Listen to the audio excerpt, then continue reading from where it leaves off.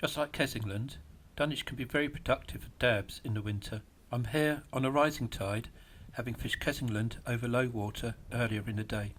For those unfamiliar with the location, Dunwich is another Suffolk venue surrounded by other well-known and popular locations facing the southern part of the North Sea. Dunwich Village is accessed from the B1125, and the beach car park itself doubles up as the RSPB Dingle Marshes car park. I'm fishing just south of this with the cliffs behind me. Having set my rods up, my next task is to prepare my bait and get my rigs ready for casting. My preferred hook bait is lugworm, with sprats being cut up in small chunks for tipping.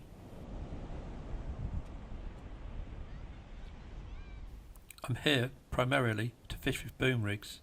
My 2-hook short wire boom rig already has quality lugworm on it. This would be sufficient on its own, but to give it that extra bit of sense, tipping the hooks with these small bits of sprats I find sometimes helps to pull in those better quality dabs. One downside though is that whiting are also drawn to this fish bait. Sometimes the sprat chunk will fall off on the cast, so if I can, particularly on larger bits of sprat, I will put hook point through twice. If I've got the time, I might also use a little bit of fine elastic to secure it in place. The next rig I'm baiting up is what I refer to as my 2-snood sole rig. This one's got very short hook lengths. The bottom one is pennelled, and it's for distance casting. You don't always get dabs close in, although the majority of the time that's where I'll be fishing. But when it's quiet, or if I feel that the fish are much further out, this is my go-to rig for fishing at distance. The pennel setup is also very good if your lugworm is not of best quality, and if you're having to use frozen lug, which is floppy when it defrosts. If I'm having to use frozen lug, then I'll leave it out for a couple of days to let it go sticky and to let it dry out a little bit before refreezing. I have some with me, but I'm preferring to use up my fresh bait first.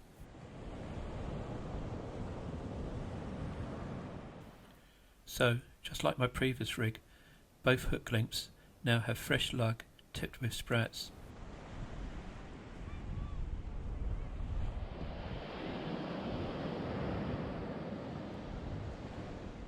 The short snoods on this rig make it ideal for dabs, and the use of a cascade clip makes it very streamlined for distance casting.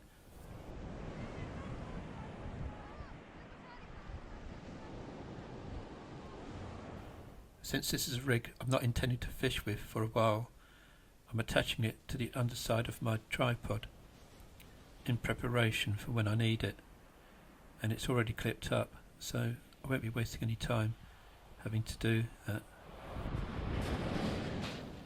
The third rig I'm baiting up is my standard long wire boom rig. This one's got 3 booms, with the lower one being a Gemini Genie clip version that allows you to attach the lead straight onto the boom. This is very good for keeping at least one of your baits right smack onto the bottom of a seabed. The hook lengths here are either 5 or 6 inches long, and with size 4 Aberdeen hooks or size 3 Nordic bend hooks. I find that the fine wire of the Nordic bend hooks makes them much easier to remove from deep hooked fish. Not that I'm expecting to deep hook any fish here today, unless I leave my baits out for too long, that is, because since I fish with braid as the main line and strike at the bites, the vast majority of fish I land, the hook is in the mouth. The Nordic bend hooks are ideal for small fish since they're very lightweight, and when they do bend out of shape, it's easy to bend them back again, and you can adjust the shape of the hook if you like, depending on the size of fish you're getting or depending on what type of bait you're putting on. Not so good if you're expecting big fish as well, because they do have a habit of straightening when you've got a decent fish on. However, since I'm targeting dabs and you don't expect to get many over a pound, that's not a problem today. So, The rods are ready and the rigs are baited, so let's have a quick look at the finished setup.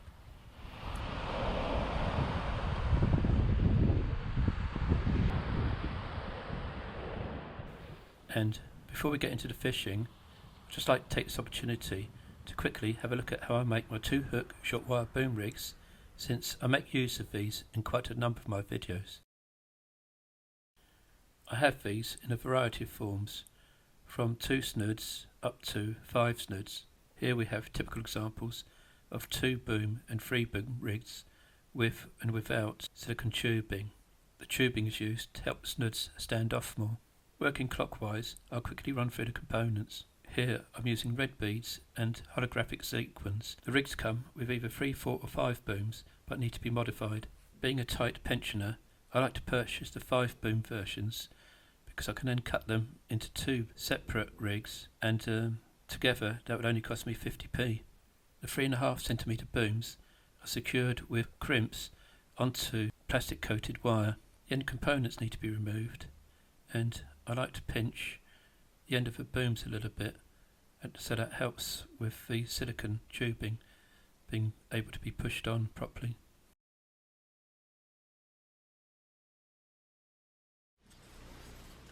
The snoods are made with 10 pound fluorocarbon. Since I don't want the snoods to overlap, I'll measure them to be roughly 18 centimetres. I start by threading on the tubing.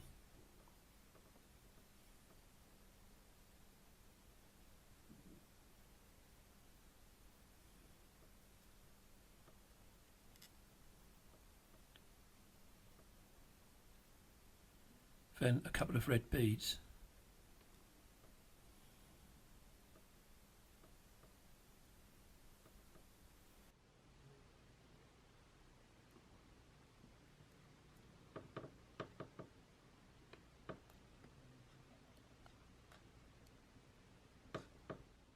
Now, you don't really need the next bit, but I like to think that dabs are attracted to the shiny holographic sequins, so I don't think it does any harm to add one.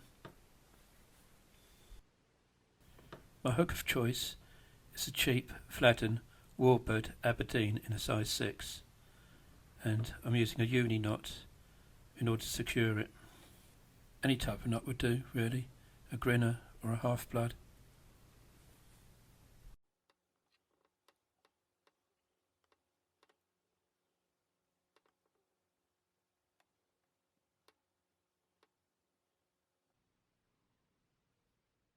Once the knot's been tightened and the beads dragged down, you can then cut the tag end off.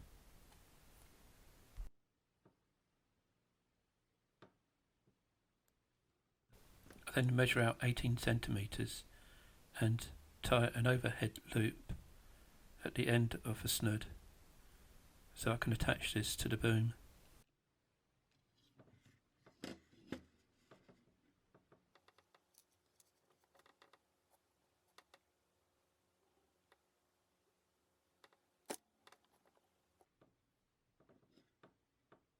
In tying this knot, it shortens the snood to about 16 centimetres. Now for cutting the original rig, so I end up with 1 2 boom rig and 1 of 3 booms. So the idea is to fold the rig over, tighten the wire a little bit, then use the cutting edge on the pliers to cut this.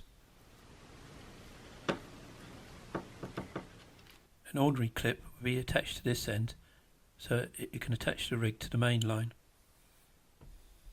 I find that the original snap link is too flimsy, so I'll remove this, which is a little bit tricky given that the line is made of wire.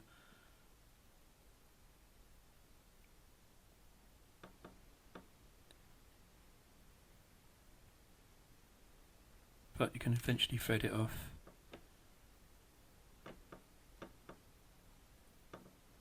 Get rid of any knots, and then attach a swivel with a link, so this will be used to attach to your lead. a uni or grinner knot will do here. Again, it's a little bit awkward tying this since the body line is made out of wire, but with the help of your pliers you can still tighten the knot quite nicely and it's not going to slip.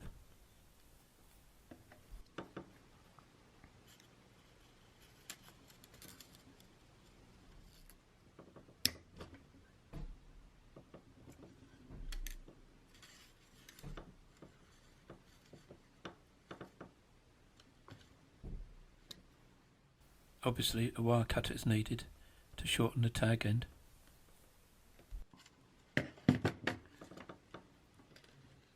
So now for the other end, exactly the same process. I'm attaching a clip onto this end. This will attach to a swivel onto my main line. I know some people do it exactly the opposite, have swivels at the end of their rigs and a clip on their main line. The main advantage of having a coated wire body line, in my opinion, is that it adds weight to the rig, thereby helping to keep the booms tight to the seabed. So the rig's been modified with new, stronger end components, so all that's left to do is to attach the snuds to the actual rig. The loop at the end of the wire boom is squeezed a little bit. As mentioned before, this helps with sliding on the fairly stiff silicone tubing. You don't have to have a tubing, but I find it helps, particularly with stiffer tubing. What it does do is it helps the actual snud to stand off from the main rig itself and therefore prevent any tangles. I think that's important if you're going to be casting this rig any distance, and this rig can be cast much further than your standard boom rig. It seems to be a lot more streamlined than those with booms of say 20 centimetres length or more. I suppose the silicone also protects the knot at this end of the snud and the connection to the boom itself somewhat. Anyway, this seems to be an improvement on the original way I made these rigs, and it works for me. In future I might try and use clear silicone tubing rather than black to see if this makes any difference to catch rate. So, end result, from one original 50p 5 boom wire rig, I now have two rigs, very cheap and very effective. Now onto the fishing. So, out goes the long wire boom rig at fairly short range. So just a gentle lob.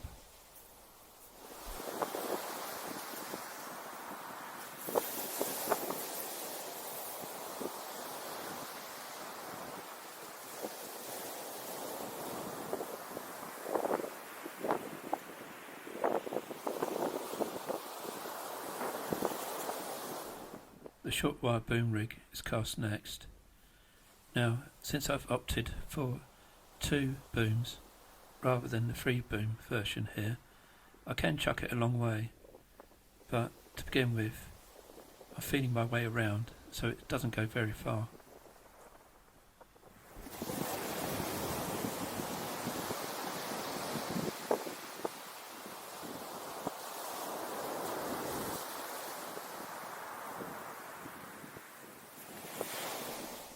In the morning I had 9 dabs and 17 whiting at Kessingland, and that's in a 2.5 hour session, so any improvement on that and I'll be grateful. Again, I'm only going to be fishing for 2.5 hours, but this time it's as the tide is coming in and just over the top of the tide. If you've seen the Kessingland video, you may remember that I'm fishing on a neap tide, and this is just after Storm Dennis. Some might think that 2 sessions in a single day is a bit over keen, but you do need to remember, of course, that we had several weeks with quite terrible storms and a lot of people weren't able to go out at all. It's fortunate on this stretch of coastline that it faces towards the east, so winds from the west aren't too much of a problem. The cliffs behind offer some shelter from this wind and makes it much more pleasant to fish here than at Kessingland, but even so, if you do have gale force winds, then you're not going to want to fish here either.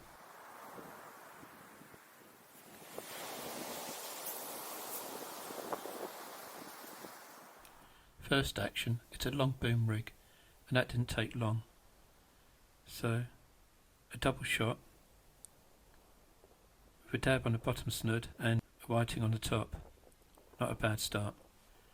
Remember, I'm after dabs, and I'm not too bothered about their size.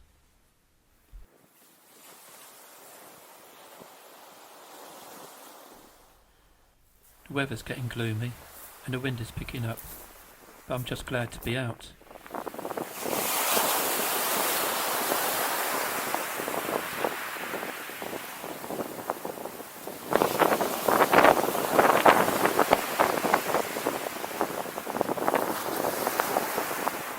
It's also started to rain, and despite hyping up my new dab rigs, it looks like the long boom rigs seem to be doing much better at the moment.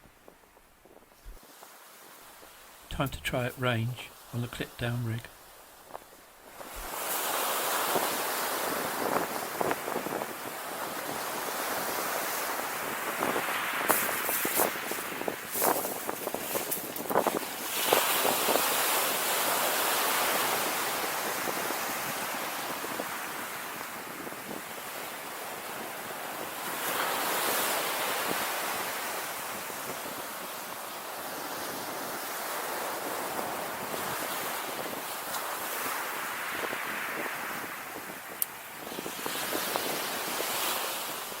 Anyway, that didn't work, so when the rain eased off, it was back to just using the boom rigs.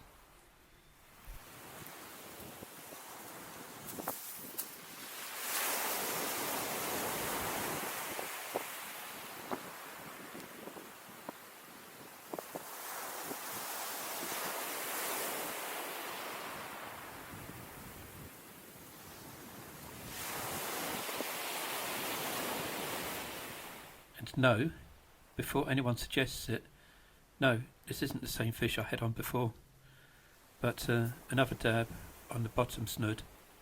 This again is on the long wire boom rig.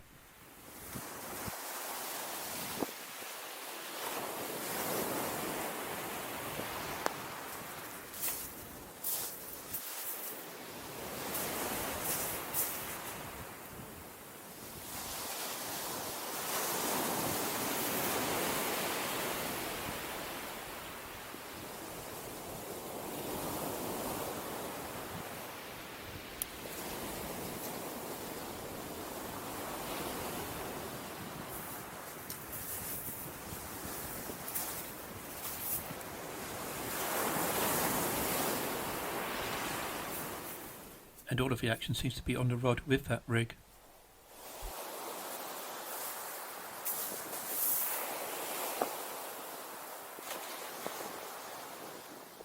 Another double shot.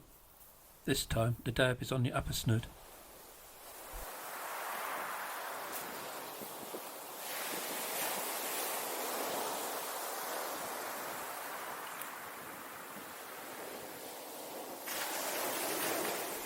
I appreciate that this style of fishing is not everyone's cup of tea, and there was another angler fishing about 200 yards further to my right, but he ended up with one fish only. That was a ray, mind, about 3 to 4 pound, but it was his only bite of the day. So, you know, you take your choices, don't you? I prefer to catch loads of fish, no matter what size, rather than sitting there all day, just for one bite. Eventually, a fish on camera for the short wire boom rig, but it's sod's law. It's just a pin whiting. Having hyped up this rig, that was always going to happen. I did catch 2 dabs on it, but unfortunately, due to the weather, that wasn't filmed.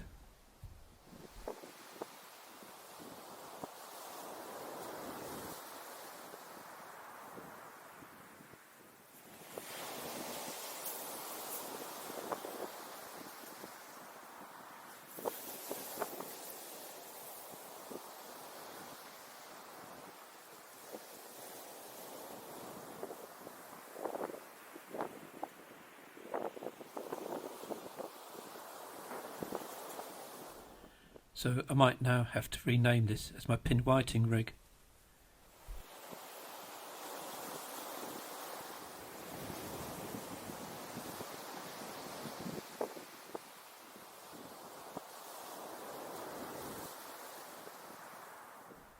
Still, I found this an enjoyable session, very similar to the morning, just 2 dabs fewer and a lot more whiting.